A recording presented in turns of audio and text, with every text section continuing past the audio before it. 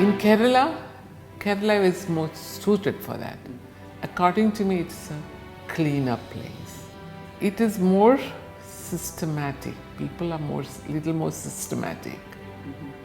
I would say we have been comfortable doing business in Kerala.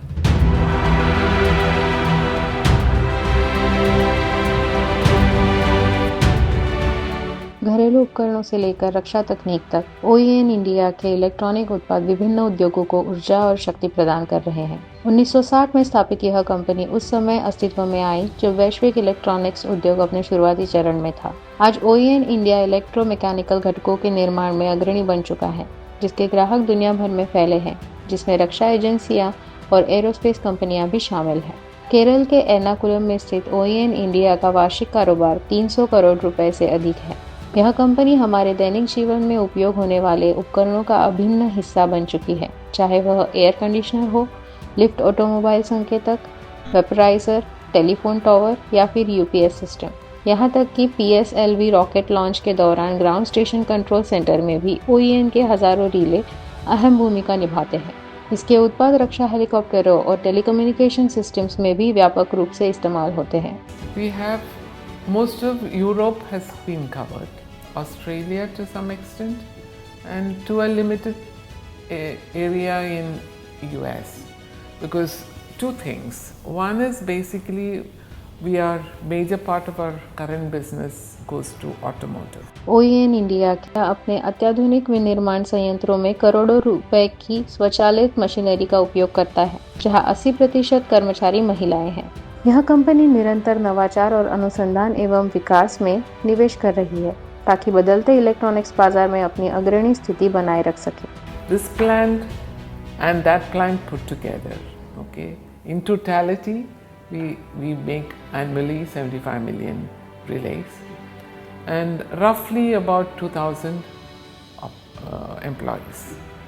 1960 के दशक में जब उद्यमिता अधिक लोकप्रिय नहीं थी और इलेक्ट्रॉनिक्स उद्योग वैश्विक स्तर पर अपनी प्रारंभिक अवस्था में था, तब OEN इंडिया ने अपने सफर की शुरुआत की। राज्य सरकार के सहयोग और रक्षा क्षेत्र से मिले ऑर्डर्स ने इसे एक मजबूत पब्लिक लिमिटेड कंपनी बनने में मदद की।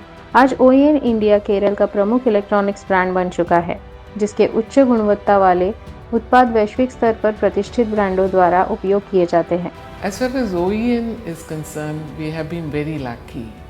From day one, Kerala State Industrial Corporation has invested in the company, 25% equity, and their representative has been on the board of the directors even now. At no point of time we ever had any situation where we had a confrontation with the government. I wouldn't say initially it was all quicker than it is now, but certainly we had KSIDC support. I would say we have been comfortable doing business in Kerala. Company की सफलता का एक बड़ा श्रेय इसकी नेतृत्व क्षमता को जाता है। केवल 23 वर्ष की उम्र में पामेला एन मैथ्यू ने OEN इंडिया की बागडोर संभाली। व्यवसाय प्रशासन में गहरी समझ रखने वाली इस महिला उद्यमी ने पिछले 50 वर्षों में इस कंपनी को एक करोड़ों की इंडस्ट्री में बदल दिया। OEN ने केरल से आगे बढ़ते हुए पुणे और बैंगलोर में भी अपनी विनिर्माण इकाइयां स्थापित की है। की बेटी रूपा जॉर्ज वर्तमान में कंपनी के परिचालन विभाग की प्रमुख है। We are around 330 crores current year, and we always believe that we need to make profits. Business is to make profit, and those who are doing business with us also has to make profit. That is our general policy. Our target is to make a 15% profit, net profit.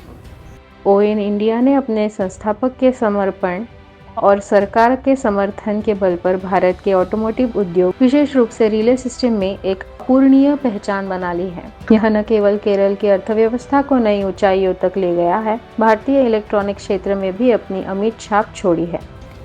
Keralites have a much bigger take than elsewhere. Generally, productivity is better.